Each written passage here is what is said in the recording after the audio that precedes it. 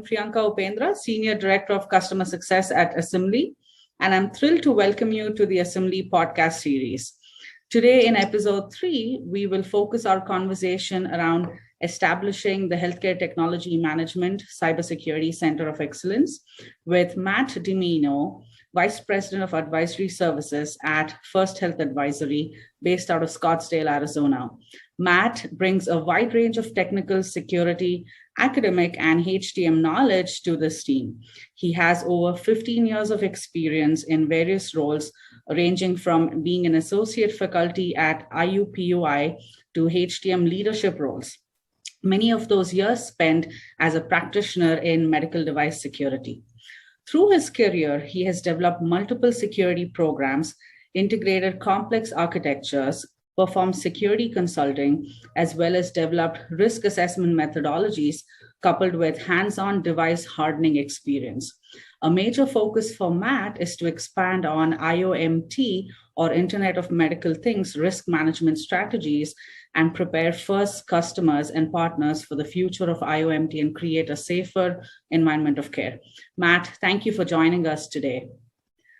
So as we've all seen in the last decade, medical devices have become progressively more connected, and our concern about cybersecurity for these devices have exponentially grown.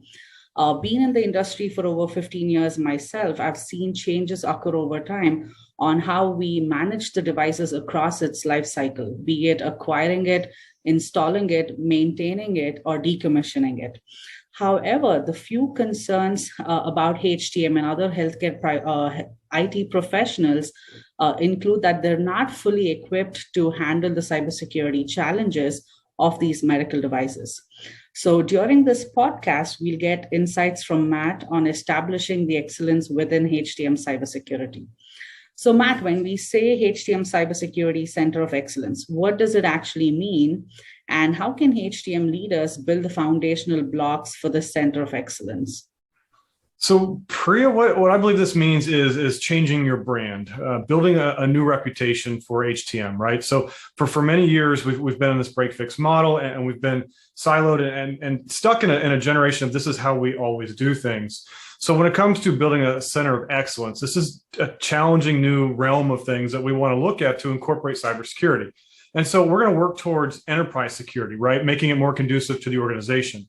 So the idea is to kind of forget about the siloed efforts and these siloed effects and look at it from a business perspective and not just a biomed or HTM perspective. So you're there essentially building a program to help the organization in its security efforts. Now, the foundational building blocks of this are essentially people, process, and technology. So you kind of start with people and, you evaluate culture. You look at who you have in your organization, who you have within your own team, who are your internal champions, and who are essentially your external champions. And I guess when I say external champions, that's your partners too. It's people like you with some of the tools, and people like me from an advisory firm. So it's not just those, again, within your organization. And then external can mean outside of your department. So IT and IS, right? Whether it's a good, fair, or poor relationship, it has to expand, it has to be built, and it has to change in order to create that culture that's necessary as a building block. The technology piece is also going to be critical. So whether you already have the technology, are you using it properly? Are you using it to your advantage? And are you showing ROI on it? Is it just another tool sitting on the shelf? Or is it something that's really integrated and incorporated into your whole program? And if you don't have the technology, it's building the business case to be able to obtain the technologies. The technologies are aspects to this, and they are necessary and critical to really build that center of excellence that you're looking to do. The other element or foundational piece is the the processes and workflows, right? So do you have repeatable processes? Are you able to take your people and your technology and build workflows around it so it's repeatable? You know, we're seeing a shortage right now of some talent. And when you do acquire talent, or when you do have these individuals who are highly trained on your team, you know, what happens if these individuals tend to leave the organization? Do you have, again, these repeatable processes that can be demonstrated back to leadership that you have that retainment? You know, you have the ability to continue on and carry on this iterative program and process. Thank you, Matt. And you talked a little bit about, having hands-on hardening experience for these devices. And we see that as one of the major challenges.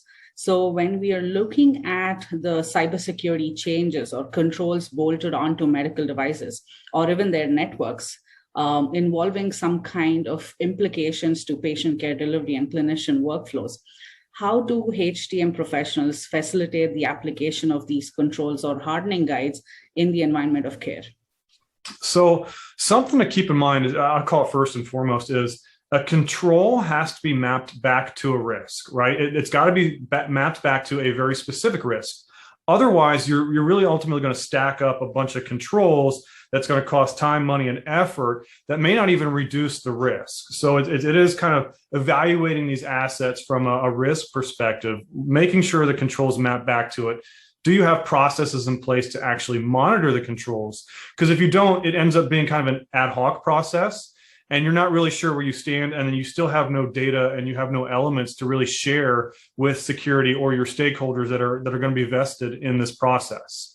Now, specific to that, this is going to be done through, looking at RACI diagrams, having change control configuration, having procedures and processes, and even having secure configuration standards. So you have to be able to look at all this from an initial state standpoint to an end result, or from a life cycle perspective.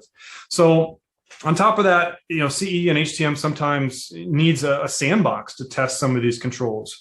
So you can't necessarily just go ad hoc or make a wild decision that this is the best approach, this is what we're going to do. So there's got to be some sort of, again, change control, testing environment. And then kind of the last element to this is really communicating with the clinicians, right? HTM and CE is essentially boots on the ground. We're face to face with those people, and we need to communicate to them that we're going to make a change that might impact their workflows.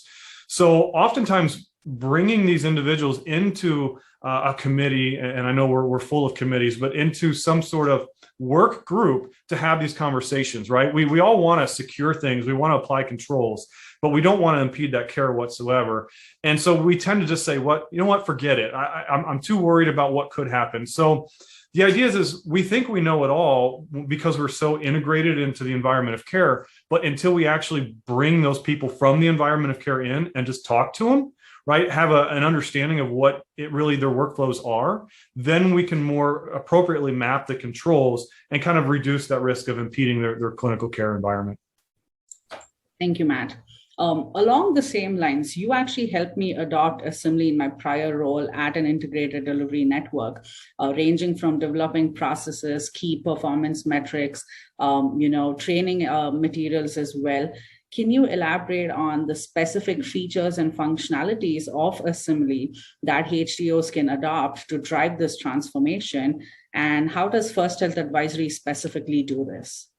So some of the elements within your tool and the product here that I find extremely advantageous to a programmatic standpoint is that policy management. So you have the opportunity to really, I'm not going to call it a bubble, but you can put kind of a profile around these assets. You can see what they're doing. You've got your visibility. Now you take it a step further past the visibility and you say, look, I want to know if this device changes its behavior, if something in the environment changes, if we onboard a new device that doesn't meet where we stand from a baseline perspective. So that customization within the product itself, to me, is gold. I mean, it's just one of those elements that now you have a compliance perspective. So you're working so hard in this effort of creating that iterative program.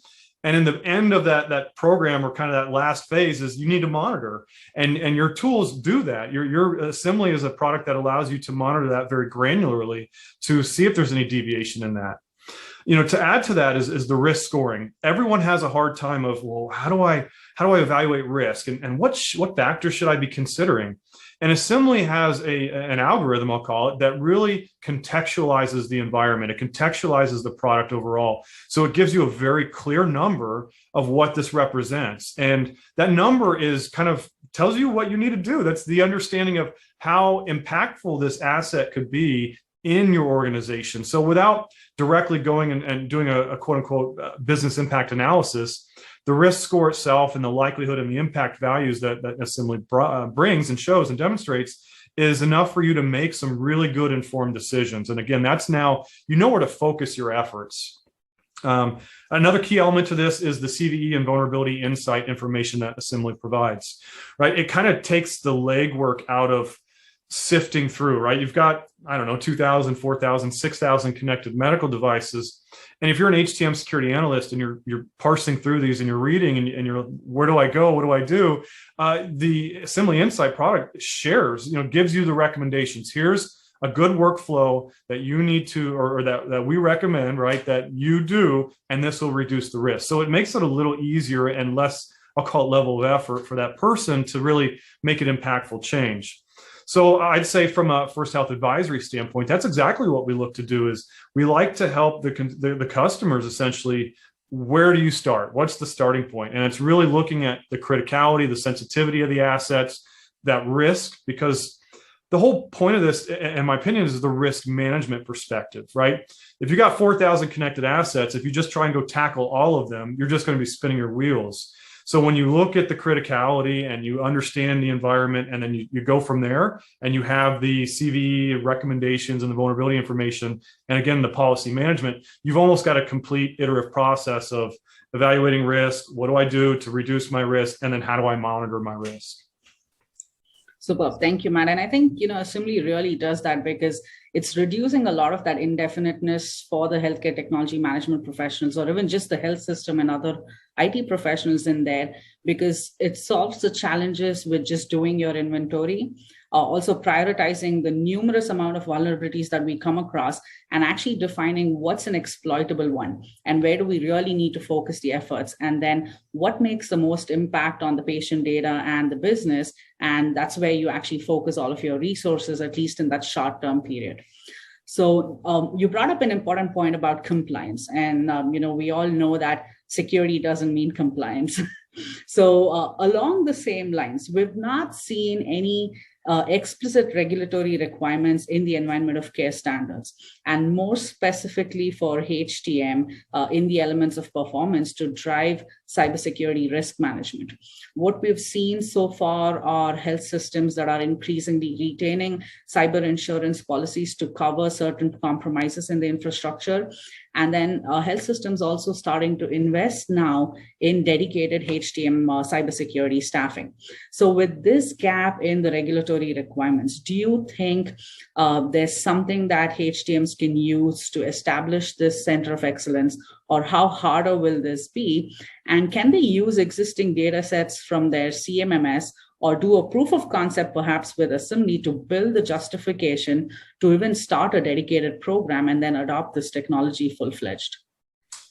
So first, without the limited regulatory element piece, no, I don't foresee this being any more difficult. In fact, I would say this would be the other way around. And what I'm saying is cyber insurance companies are not willing to pay out anymore, right? What they're doing is they're making sure that you have requirements in place. Are you meeting these minimum requirements? So in the event you have a negative incident, we will pay out, but you have to meet these minimum requirements. And sure, there's no minimum requirements right now around medical devices and HTM per se, but what they're looking for is the fact that you have a holistic, iterative process, right? You have something documented. You clearly show you've done your due diligence, and again, more or less based on a framework. And so that's where a lot of First Health advisory comes into play. Is everything we do is not ad hoc. It's all based around the NIST cybersecurity framework. And we're seeing a lot more healthcare delivery organizations and the security departments moving in that direction. So one of the things that we would do and we'd look to do for a Cyber Center of Excellence, or HTM Cyber Center of Excellence, is just that, mirror what IS or IT is doing from a controls perspective, from a framework perspective. And now we have those foundational elements. So again, taking NIST cybersecurity framework into context here is it's got 5 core functions, and then it's got peers or tiers and profiles. And really what that allows you to do is you're trying to build your program is you look at the 5 core functions, you map it back to what you can do. And especially with a tool like Assembly, you can map back a large handful of these core functions from the tool. So the tool will provide you what you need to fill that void of one of these functions. And then you kind of look at the profiles and the tiers. So not to call it that a tier is any kind of maturity, but to some degree, it's a roadmap of here's where I stand today. I'm at a level of 1 or 0 maturity where it's ad hoc or doesn't exist at all. And I want to be kind of at a 3. And the profiles really help you map, well, what does a 1 look like? What does a 2 look like? What does a 3 take? And then what does a 5, 4 and 5 take? And now you know where you're going to focus dollars, where you're going to focus efforts, where you're going to focus all these, because you're going to find that even though you've got 5 core functions and I want to say 123 categories, you can't fill them all. It's impossible. It's too costly, too hard, everything in between. So the framework is meant to be an iterative. Well, excuse me. It's meant to be not prescriptive, but for you to just evaluate and make it specific to your environment per se. So you're going to map it and again look at the profiles and the tiers and say, well, today I'm okay being a 2. It'll cost me X and or this amount of effort to be a 3. And at 3, we feel very comfortable. So at 3, we feel we've reduced our risk to the environment. I can share this with leaders. This is great. And then same thing, you look at another profile or another function and you'd evaluate it and you'd say, well, this is going to cost me money. I need to go to the board or I need to go to other stakeholders and do a business case to help with this. So I know that was long-winded from that perspective. So the other thing here is, the framework really shares the who, how, what, when, where, and why, right? So being the fact that it's documented, you have the elements you need, and you can kind of map back workflows, people, and processes right back to the framework that shows these cyber insurers that you are definitely making an effort, right? Because I'm mapping assembly back to, asset identification, right? I'm mapping a program back to governance as a function. So you're able to map all this out and demonstrate to those insurers that if we have an event and we're compromised and there's negative consequences, money's involved, all the elements we hear about on news, they're more likely to pay out because you had something in place, you did your due diligence, and that's kind of where we are. Now, from an HTM perspective, or what can HTM leaders do? This requires a business case, essentially, is you're going to look at the framework. How do I match this? Or what do I need to do with this? And really sometimes getting involved with IS and finding out what they have and what they don't have. And just sharing the fact that, hey, are you all using a framework? Is it this one? Great. We're going to try and mimic or duplicate that into the HTM environment. And here's what we have, here's what we don't have. Can you maybe help with this? So from a resource perspective that maybe there's an enterprise control that can be specific or conducive to HTM. So HTM's not spinning their wheels trying to buy something or procure, and they're really not sure what it's going to do for them. Security already might have it, or IT might already have it. So you have to look at that. And then another element is looking at your staffing and resources and your talent, right? So, what do you need to do to be able to justify to create the center well, not everyone's going to be able to run out and go get someone, right? We're not be able to hire a resource right off the bat. So the digital transformation, the strategy has to come into play with this is, all right, I want to make sure the organization is protected. I have to look at it from a business perspective and then my resource perspective. So again, taking a strategy, kind of looking at what resources you have and mapping it back to what your future desired state would be. And that would kind of tell you where your gaps are. And that's kind of how you would essentially obtain your resources and create your business case. You hit it on the nail, Matt. Obviously, we're talking about a lot of different activities, starting with, asset management to different processes within asset management, hiring people and building the staffing and the skilled staff necessary that bring that HTM as well as the IT experience. And then we're also talking about technology adoption. So you've been part of, HTM programs that are focused on medical device cybersecurity, and then you moved on to provide expertise to health systems to build dedicated programs. So considering all of these needs and wants, what do you see as, the big challenges in building a program? So sometimes the challenges are constraints within the stakeholders. So essentially, in many cases, I'll see where everyone's siloed, and I think we're all well aware of that. But when we're siloed, the other departments almost already assume HTM is doing something. Like they're the core owners, they're already doing something. And HTM kind of assumes that, well, security is doing something, so why do I have to do anything? And there's where your gray area is. So someone has to have that aha moment and understand that, no, we do have a gap. And boils right back to the previous elements of the framework is, all right, great. If we come together as a unit or a whole, or looking at it from a business perspective, and we kind of look at the framework and we ask the other business units, well, what are you mapping to? What are you not? And then we can find out where some of those gaps are. So that's just kind of one of it is stakeholders. What I often see too is a product like Assembly or other tools, other processes might be adopted by security or IT or another group or even HTM, but it's not really shared, meaning they get it, they procure it, they're only using it for 15 to 25% of what it's capable of. And you don't create that business value. You don't have that repetitive processes, and you don't have the ability to share this enterprise tool with all the different business units. So again, you have that value delivery. You're going to pay a lot of money for one of these tools. And that's just a constraint that I'm seeing is a department might buy it and then again, either negate some of the others or finally go, ooh, this isn't really all us. Come on over, HTM. And then HTM says, well, I don't have the resources. You guys bought it. What do you want me to do about this? And so the one thing I will share, and this is what we're coming across from an advisory standpoint, is now it's okay to ask for help, right? Because this is a new era. It's a new realm of things, and not everyone really knows how to tackle these challenges. So the goal is if you need the resources and you need the assistance to kick it off the ground to kind of overcome some of these, it's okay to ask for help. It's not widely available or known that there are firms out there that can help in this manner. So that being one of them. The other is some of the enterprise tools that do exist, some of the departments assume they can do the same thing that Assembly can, or that these passive scanning tools can do. And it's not the truth, right? It doesn't profile, it doesn't fingerprint and have the granularity that your tools do. And so the tools, they assume they have it, or they assume, well, we're good enough, and it's not good enough. And it's hard to tell these individuals and really sell it back to those departments that, well, what you have isn't good enough, because no one wants to hear that, right? So here's the need. We need the visibility, and that's absolutely the starting point. Is I got to have the visibility. You can't protect what you don't know you have, right? So the visibility and the granularity and the fingerprinting and all that from Assembly is there to assist. And so understanding and getting those business units to understand that this can integrate into their tools and it can make their lives easier is a challenge, right? Because they need to understand that. And sometimes someone outside their domain telling them that can be problematic, right? Because we work in those silos. So those are a lot of the challenges we see today. Thank you, Matt.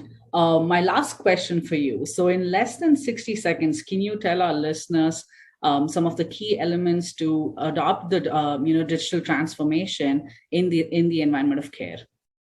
So I would say the framework, NIST cybersecurity framework, is a key element. Grab it, look at it. Yes, it's overwhelming. It doesn't have to be. Break it down to the basic elements and map back what you have to it. The other thing is, forget what you knew for the longest time. Get out of the barriers. Get out of I don't have the resources. I don't want to. It's too hard. Digital transformation is not about making small incremental changes. It's absolutely about thinking outside the box and kind of going wild with it, right? Your goal is to transform your business unit to make it conducive to the organization, to make it more advantageous to the healthcare delivery organization from a security perspective. So again, do large things, be innovative, think outside the box, and bring it all together.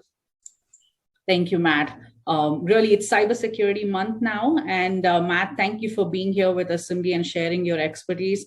We really appreciate your thought leadership and look forward to continued collaboration with you and with First Health Advisory. So listeners, if you have any questions, or if you would like to learn about Assembly and what it has to offer, contact us at info@assembly.com. And if you have any questions for Matt about First Health Advisory and how they can help your health system be more proactive and digitally transform in the environment of care, contact them at info@firsthealthadvisory.com. So until then, take care and stay healthy. Thank you. Good morning.